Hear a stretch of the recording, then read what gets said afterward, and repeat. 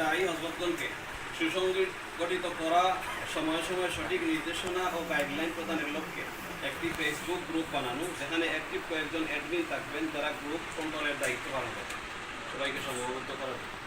দুই নম্বর, ওয়াইজগণকে তাদের আলোচনার সুবিধার্থে ও একজন যুগ সচেতন আলোচক হিসাবে গড়ে তোলার সহযোগিতা হিসাবে সময়ের সঠিক তথ্য প্রদান এবং সংশ্লিষ্ট বিষয়ের কোরআন সুন্নাহ দলিল ভিত্তিক পোস্ট করা ওই গ্রুপে, যাতে সবাই তাদের খোরাক পান। 3 নম্বর, সদস্য বানানোর ক্ষেত্রে কোয়ান্টিটি তথা সংখ্যাধিক্য প্রাধান্য না দিয়ে কোয়ালিটি মেনটেন করা।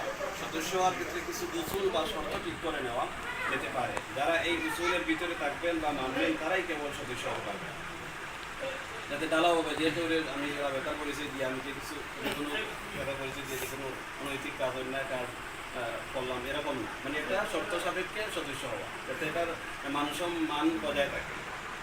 4 নম্বর, বক্তা ও দায়ী হযরতগণের সার্বিক তারাক্কি ও নতুন বলিষ্ঠ দায়ী তৈরির লক্ষ্যে প্রশিক্ষণ কর্মশালার আয়োজন করা। 5 নম্বর, রাবেতার উদ্যোগে বিভাগীয় পর্যায়ে বছরে একটি করে মহাসম্মেলন আয়োজন করা, যেখানে রাবেতার কেন্দ্রীয় উপদেষ্টা, স্থানীয় উপদেষ্টা ও কেন্দ্রীয় দায়িত্বশীলগণ আলোচক হিসেবে থাকবে। 6 নম্বর, একটি পূর্ণাঙ্গ কমিটি গঠনের জন্য সকলে সিলেটে সফর করা।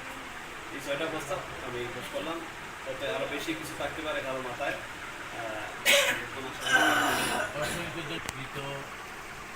চিন্তা ভাবনা সংক্ষিপ্তভাবে উপস্থাপনা করার জন্য এখানে যেহেতু জাতীয় মেহমানরা এখানে আসার পরে ওনাদের পরিকল্পনা একটা বড় মেন একটা নিয়ে আসছে, সেখানে যেতে হবে। আমাদেরকে কত সময় এখানে দেওয়ার মতো আসে এটা আমাদের খেয়াল রাখতে হবে। এই জন্য মৌলানা জিয়া রহমান সাহেবের যে প্রস্তাবগুলো এইগুলো এক সময় আমাদেরকে গ্রহণ করতে হবে, আর না হয় আমরা কী করব। কিন্তু এখন যেহেতু গাছটাই পুরোপুরি রোপণ হয় না, গাছও অস্তিত্ব লাভ হয় না পুরোপুরিভাবে, এর জন্য রাবিতাতুল ওয়াইজিনের মুরব্বীরা আসলেন কেন? তাদের বক্তব্যটা যদি আমাদের সামনে এসে যায় তাহলে আমি শুরুতে বলেছি আমরা কিছু বললাম, ওনারা কিছু বললেন, বলা থেকে আরও কিছু বলা হলো, এতে অস্তিত্ব লাভটা পরিষ্কার হয়ে যাবে।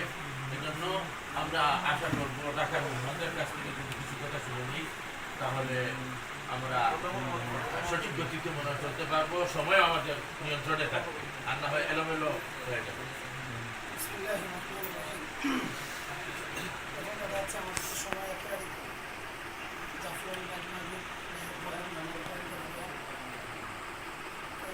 আজকে মূলত মূল টার্গেট ছিল কতদিন আপনি সহ অনেক লোকদের সাথে আমাদের দেখা হয় না, তারা এসেছিলেন মোটামুটি অনেকের সাথে কথা হয়েছে। এই জন্য আমরা যে